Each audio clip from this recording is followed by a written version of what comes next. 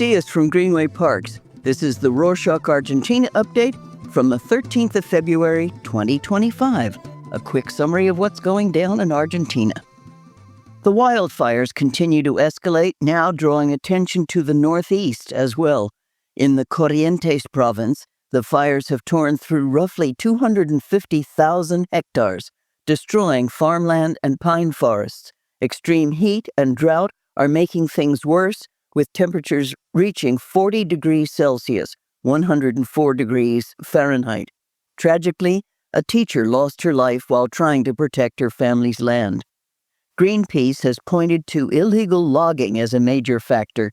At the same time, Patagonia is enduring its worst wildfire season in 30 years, with massive blazes threatening Lanín National Park and El Bolsón, where an elderly man died from smoke inhalation. As a result, the government is pushing for harsher penalties for arson. A new bill, scheduled for debate in extraordinary sessions, proposes longer prison sentences for intentional fires, making them non-bailable, particularly when they destroy forests or are used to intimidate the government. Luis Petri, the defense minister, and Patricia Bullrich, the security minister, have emphasized the need for severe consequences, with Bullrich declaring, "Whoever sets fires will rot in jail." The proposed reform could raise sentences to as much as 25 years. On the subject of new reforms, the government has been advancing several initiatives. One recent development saw the lower house approve a bill to suspend the PASO primaries for the 2025 midterm elections. The measure gained backing from the ruling party, allied opposition groups, and some Peronist deputies. Supporters argue that eliminating the primaries will reduce costs, but critics say it undermines democracy. The Senate will now debate the bill further. Another controversial proposal: Milei's administration plans to amend the gender identity law to prohibit hormone treatments and gender-affirming surgeries for minors, arguing that procedures pose risks to children's health and development.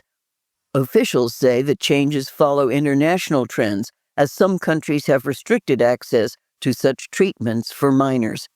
The government also intends to prevent incarcerated individuals from requesting prison transfers based on gender identity. Citing safety concerns, LGBTQ+ organizations and human rights groups have condemned the plan, calling it a violation of legal protections and vowing to challenge it in court. Next up are two bills aimed at penal reform. One seeks to impose stricter measures on repeat offenders by allowing judges to consider a defendant's previous indictments, even with the accused not having convictions, when deciding on pretrial detention.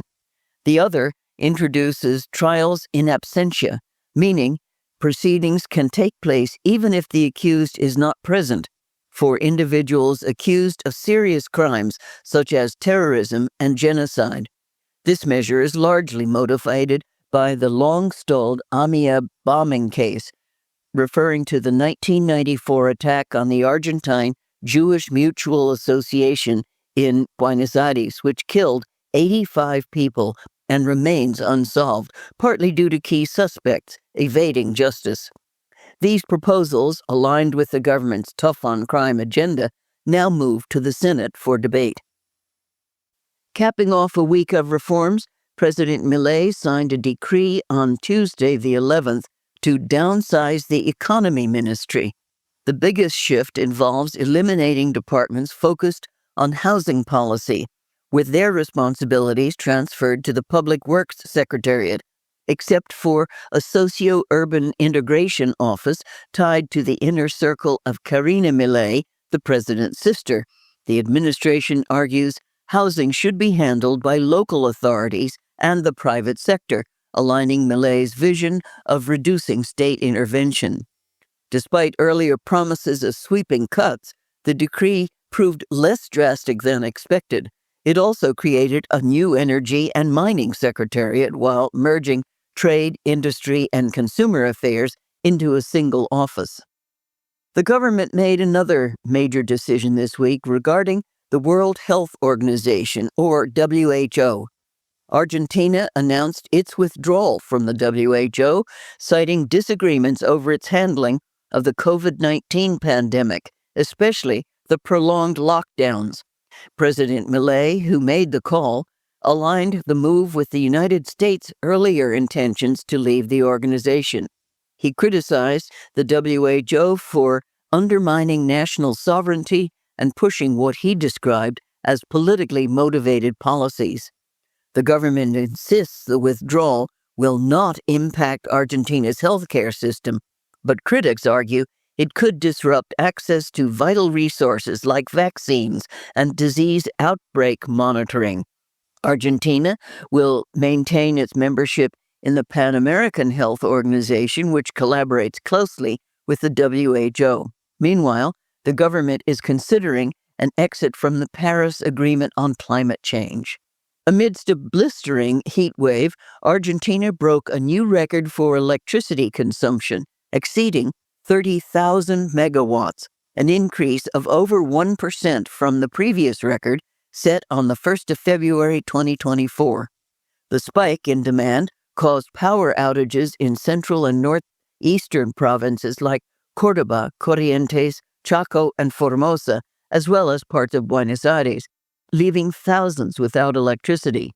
Relief is on the horizon, though. Rain and cooler temperatures are expected to bring some respite through the weekend. What's not cooling down is the country risk. Argentina's risk level climbed past 700 points as stocks and bonds took a hit. Investors have been cashing in profits after last year's strong rally in Argentine assets, which economists view as a healthy market correction. However, concerns linger over external factors like new U.S. tariffs. On Wall Street, Argentine companies such as Telecom and Banco Francés recorded significant losses, while bonds dropped about 1%. Also on the economic front, President Milei announced plans to end Argentina's currency controls by the 1st of January 2026. He suggested this timeline could be accelerated, depending on the progress of the negotiations with the International Monetary Fund and its potential disbursements in 2025. According to Milei, the government will need $11 billion to carry out the transition.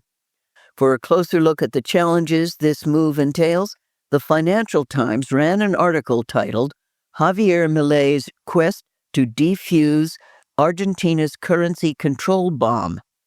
It breaks down the risks and difficulties of lifting controls that have propped up the peso and curbed capital flight for years. To read the article, follow the link in the show notes.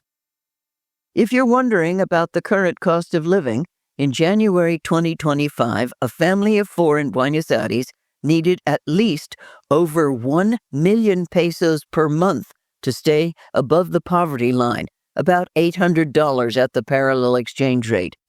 To be considered middle class, a household had to bring in over 1.7 million pesos, almost $1,400 a month, according to the city's statistics agency. Over the past year, poverty figures have skyrocketed, with the poverty line jumping 80% and extreme poverty rising 61%. In other news, a fire broke out on the 11th floor of a skyscraper in Buenos Aires City, neighborhood of Puerto Madero, forcing the evacuation of over 100 people. The blaze spread quickly up to the 15th floor, leaving 12 people treated for smoke inhalation and 3 others hospitalized. Firefighters, along with emergency services, contained the situation while authorities urged people to avoid the area due to falling glass and traffic disruptions. Authorities have not yet identified the exact cause, but suspect a malfunctioning air conditioning unit. Speaking of emergencies, Bloomberg published an article titled, I just found my nuclear war hideaway. The hideaway is, you guessed it, Argentina. But it gets more specific than that. The piece is an exploration of why the western Mendoza province is an ideal refuge in case of global instability or nuclear war. The author argues that its remote location, natural resources, booming wine industry, and relative political and economic stability make it a prime escape from rising geopolitical tensions. Link in the show notes. To end on a high note, Emiliano Dibu Martinez, Argentina's star goalkeeper, auctioned off the gloves he wore in the 2024 Copa America final to support the hospital where he was born. The gloves fetch $100,000 at a charity gala. Dibu is a proud Mar del Plata native and has always stayed connected to his hometown, frequently sending messages of appreciation and support. Though he could not attend, his father was present at the auction. And that's it for this week. Thank you for joining us. A huge thank you to all our listeners who tune in on Spotify, Apple Podcasts, and other platforms, especially those who help spread the word by sharing the show with friends and family. If you'd like to send an episode as an MP3 file, you can download it directly from our website at https://rorschach.com/Argentina/. The link is also available in the show notes. Thank you. Nos vemos la próxima semana.